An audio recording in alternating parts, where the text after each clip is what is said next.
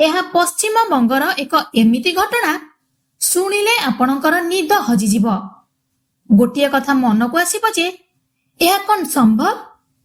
ଦୁଇଟି ଝିଅ ଗୋଟିଏ କୁକୁରକୁ ନେଇ ଗୋଟିଏ ବଡ଼ ହସ୍ପିଟାଲକୁ ଆସି ଝଗଡ଼ା କରୁଥିଲେ। କହୁଥିଲେ କି କୁକୁରକୁ ଦେଖିବା ପାଇଁ, ହେଲେ ସେଇଟା ମଣିଷମାନଙ୍କର ଡାକ୍ତରଖାନା ବୋଲି କହି ତାଙ୍କୁ ସେଠାରୁ ତଡ଼ି ଦିଆଯାଉଥିଲା। ହେଲେ ଏକ ଏମିତି ଘଟଣା ଘଟିଲା, ଆମେ ବାଧ୍ୟ ହୋଇ ସେ କୁକୁରକୁ ନେଇ ଅପରେସନ କରିବାକୁ ପଡ଼ିଲା।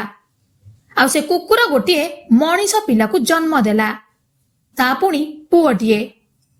ହେଲେ କେମିତି ସମ୍ଭବ? ଖାଲି ଆପଣ କାହିଁକି, ମୋ ମନରେ ବି ଏ ପ୍ରଶ୍ନ ଆସିଲା ଯେ ଏହା କେମିତି ସମ୍ଭବ? ସେ କୁକୁରର ପେଟକୁ ମଣିଷ ପିଲା ଆସିଲା କେମିତି? ଏହା ହେଉଛି 12 ବର୍ଷ ତଳର ଘଟଣା, କିନ୍ତୁ ଏହା ପଛରେ ଯେଉଁ ଘଟଣା ରହିଛି ତାହା ଆହୁରି ରହସ୍ୟଜନକ। ଶୁଣିଲେ ଆଶ୍ଚର୍ଯ୍ୟ ହୋଇଯିବେ।